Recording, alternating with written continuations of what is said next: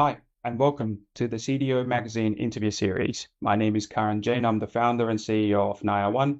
We're a secure vendor evaluation layer that's working with some of the largest enterprises in their AI adoption journey. I'm very excited to be joined by Sanjay Sankolli, Chief Architect for AI and Data at the Truist Bank. And today we're going to discuss some of the practical applications of what's happening in the industry when it comes to AI adoption. Just before we dive in, Sanjay, can you tell us a bit about yourself and your journey to date?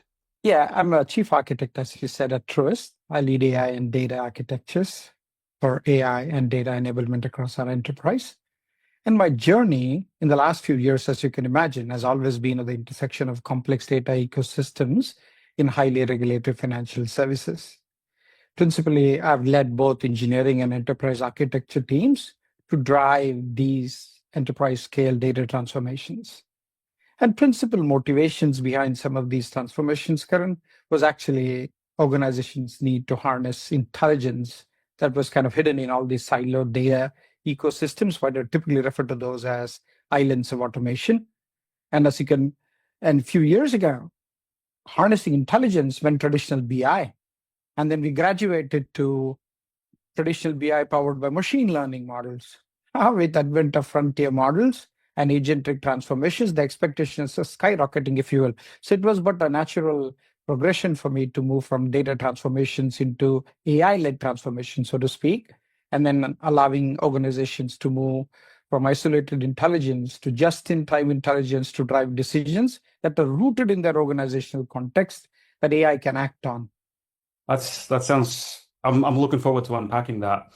Yeah. So let's get to know Sanjay a little bit. So are you a morning person or a night owl?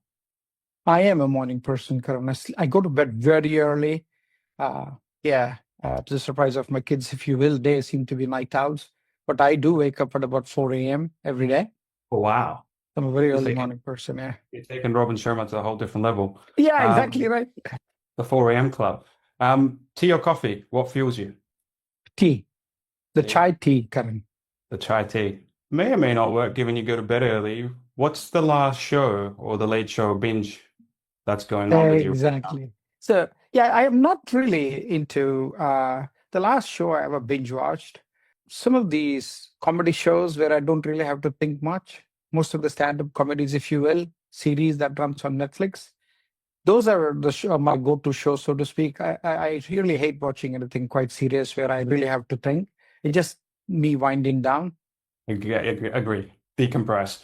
And the last one, beach or mountain? Beach. That's my Beach. idea of vacation. Yeah. Okay, very good. Sanjay, thank you for sharing your journey to how you've got to AI transformation.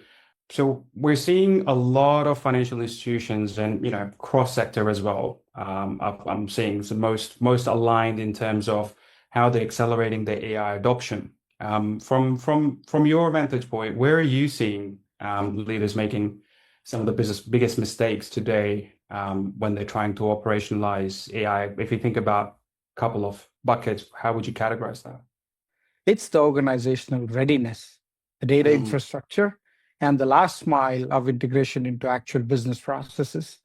Most of experimentations you see that you read about and what I've actually witnessed is when early experiments treat AI as a technology project, not an operating model change.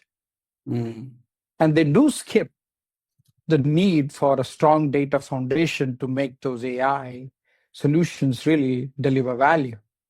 And they do underestimate the regulatory and the compliance complexity and the operational realities. So these, mm. these experiments are conducted in such isolated ecosystems, Karan, if the ecosystems truly don't represent the organizational realities, the operational realities.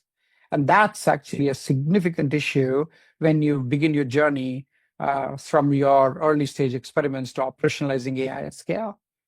That's really interesting because obviously, based on what we do, the biggest challenge we see is in terms of getting access to AI and getting the product into the hands of product and technologists and the rest of the business. And if I was reflecting as you were speaking, some of the best outcomes is when they've got a cross-functional team. And the Exactly. cross-functional team actually includes risk, compliance, and sometimes legal.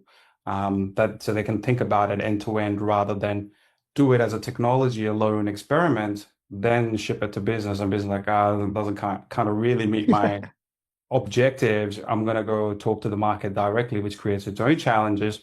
But then you're going through multiple committees to try to push it through the paper, and it's so that definitely resonates. Your point around the last mile. So we often see AI initiatives perform well in pilots. Once they get the pilots going, I think most of the organizations still struggling to get the pilots going.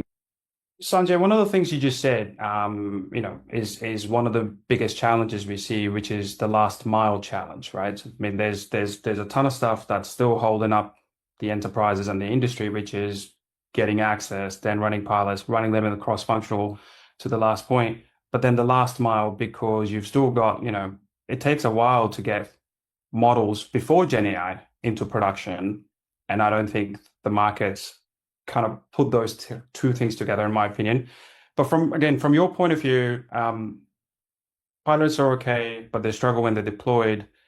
What changes when vendor solutions encounter real operational environments and regulatory expectations? Like, what are you seeing on the so the question really being in the old world, which is not that old, you've got the machine learning models. We've got a process to get there, and it's a long process, it's a secure process. But now, when you introduce a lot of Gen AI and AI adoption, as we call it today, that's got a very heavy vendor component in it, and the regulators are still evolving and learning with us all. What's your view? Yeah. The problem lies on both on the enterprises that actually conduct these evaluations and vendors that actually optimize their solution for winning the pilot, to be honest, given its infrastructure, given its platform, given its data, given its operational realities, your regulatory expectations all factored in. So to an extent, the vendors are actually optimizing their solutions for winning the pilot, if you will. But then when you begin that journey, right, from going from pilot to production, that success requires everything around the model you just mentioned. Infrastructure, the governance, the people, the process integrations. That's entirely on organization, and that's typically where you see some of these initiatives going south, if you will, or failing, if you will, right? And some of the realities I've seen, Karan, is this lack of reality of your data setup reflected in your pilot environments. That's the key. It's the state of data that actually derails successful AI solution rollouts, although you'd see phenomenal results in pilots. And then as you actually get into real environment, you will actually start facing regulatory scrutiny. You just mentioned this lack of uncertainty around some of these technologies and regulators, if you will. So that actually creates significant friction, and operational readiness are the last issue there.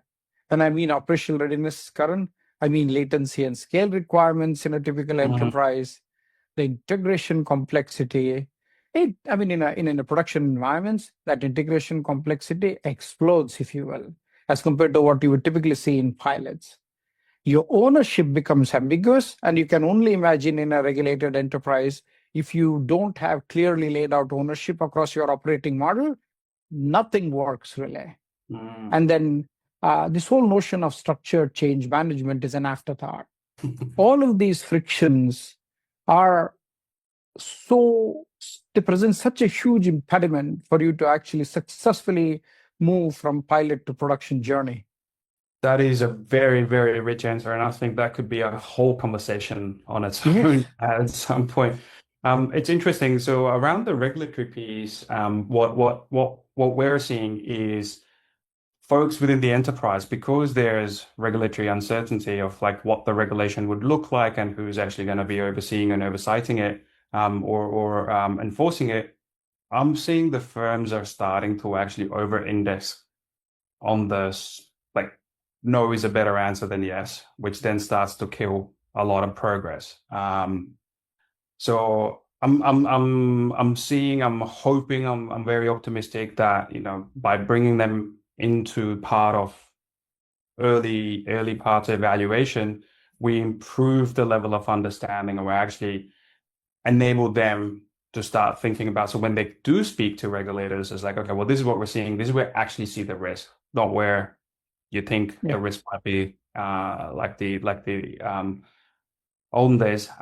The other big point that I just want to pick up is around the criteria and the data, right? So we're seeing a trend amongst our customers, most definitely, where they're never looking at just one vendor.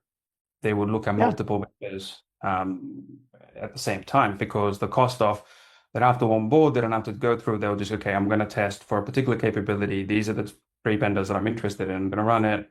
They can run them in parallel in weeks. What that does is once you put the criteria, to your point, in there, vendor doesn't have that much control in terms of defining that criteria.